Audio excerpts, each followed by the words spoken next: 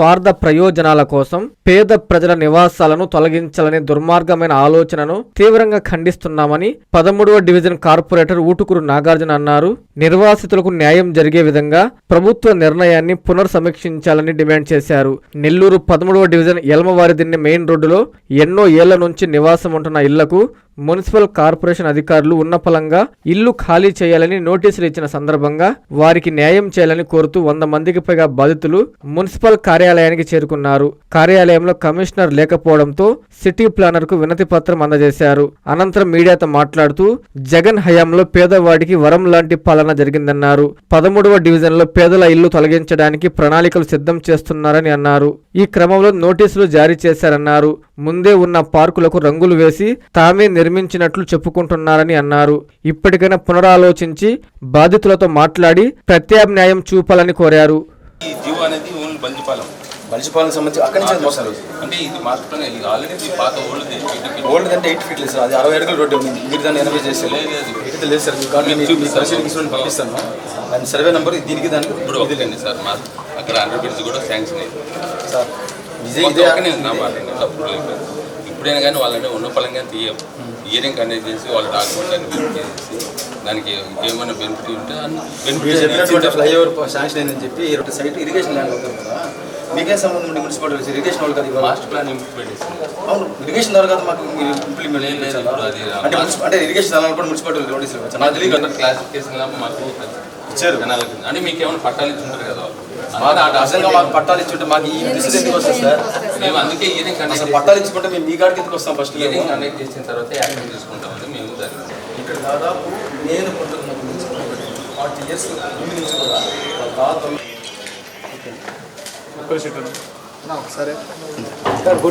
అందరికీ నమస్కారం.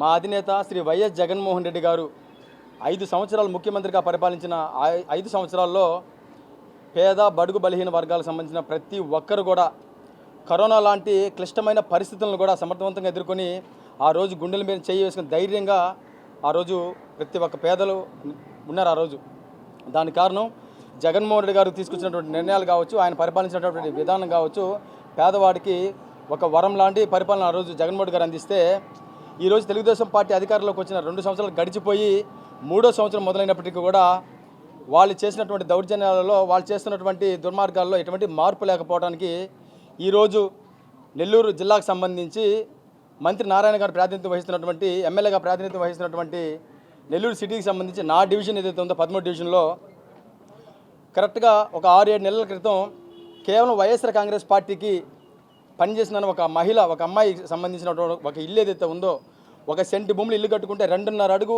బాత్రూమ్ ఏదైతే ఉందో ఆ బాత్రూమ్ని ఆయన అధికారాన్ని ఉపయోగించి పోలీసులు బందోబస్తు పెట్టి అధికారుల ద్వారా ఆ రోజు పగలగొట్టిన పరిస్థితులు కూడా నేను మీడియా ముఖంగా కూడా ఆ రోజు తెలియజేయడం జరిగింది.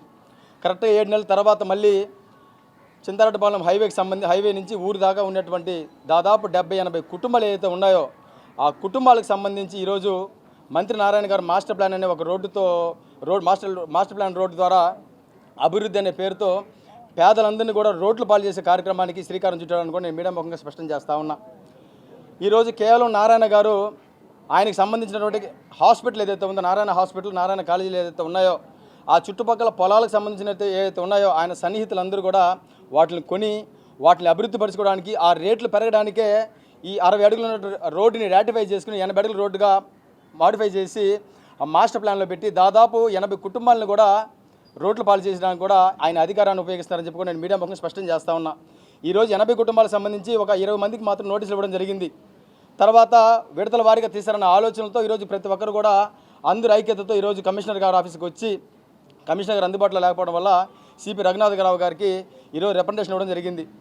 నేను మీడియా ముఖంగా స్పష్టంగా తెలియజేస్తాను ఒకటే, గడిచిన 2 సంవత్సరాల్లో మంత్రి నారాయణ గారు చేసింది ఏదైనా ఉందా అంటే కోట్ల రూపాయలను అవసరం లేని చోట చెట్లు వేయటం, ఎండ్-టు-ఎండ్ రేటు పేర్లతో వాళ్ళ కార్యకర్తలకు కోట్లు దోచిపెట్టే దాంట్లో చూపిన శ్రద్ధ, మా ప్రభుత్వంలో మేము ఓపెన్ చేసినటువంటి పార్కులు, బిల్డింగ్లని రంగుల పేరుతోనూ హంగుల పేరుతోనూ రీఓపెన్లు చేసి ప్రకల్పాలు మేము అభివృద్ధి చేశామని చెప్పుకునేటువంటి ఘనత నారాయణ గారు ఈరోజు ఈ విధంగా పేద ప్రజలను ఇబ్బంది పెట్టడం సవ్యంగా తెలియజేస్తా ఉన్నా.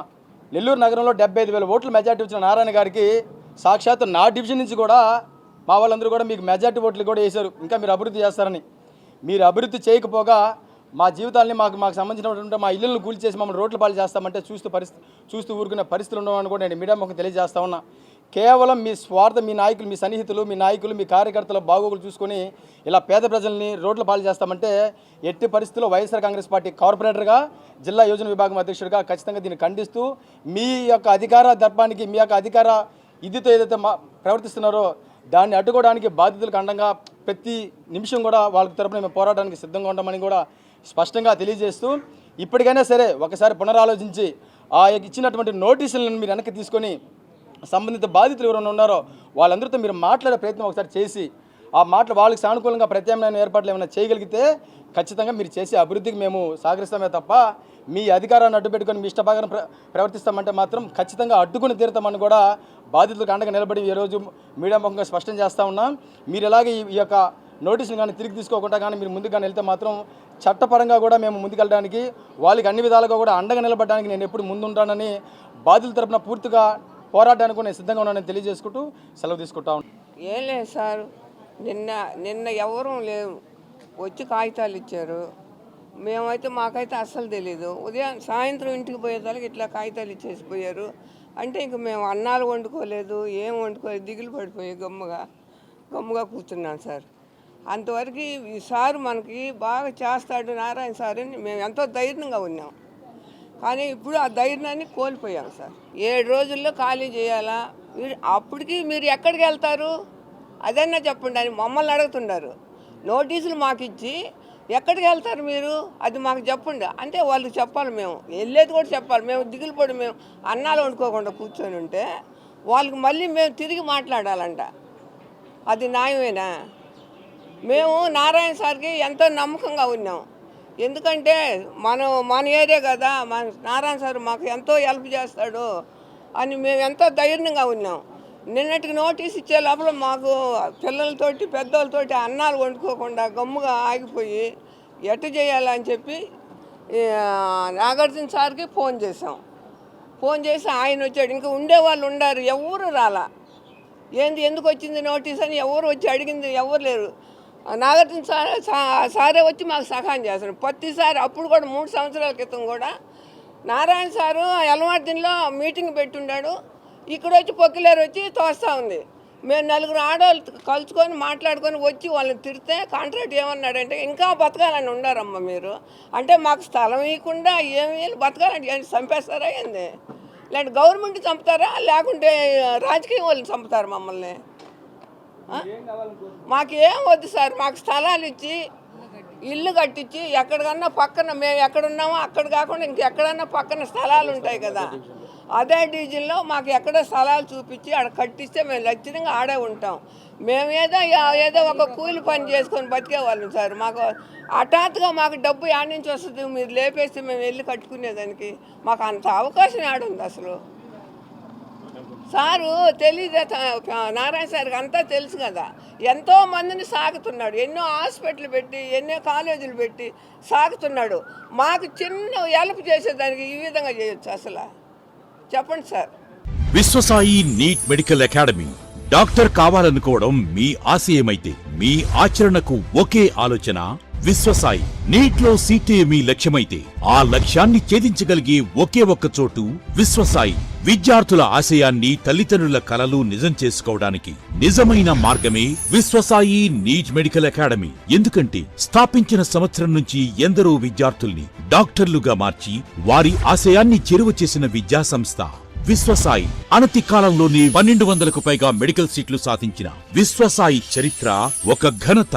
అపార అనుభవజ్ఞులైన డైరెక్టర్స్, అత్యుత్తమమైన ఫ్యాకల్టీ, అత్యున్నత ప్రమాణాలతో కూడిన విద్యాబోధన, ప్రణాళికాబద్ధమైన స్టడీ మెటీరియల్స్, ఎటువంటి ఒత్తిడి లేకుండా స్ట్రెస్ ఫ్రీ ఎడ్యుకేషన్ అందిస్తున్న సంస్థ విశ్వసాయి నీట్ మెడికల్ అకాడమీ. అందుకే నీట్ లో సీట్ సాధించాలంటే the one and only choice Viswasai NEET medical academy. 2027 NEET long term అడ్మిషన్లు ప్రారంభమైనవి. సంప్రదించండి Viswasai NEET medical academy, Nellore, Tirupati.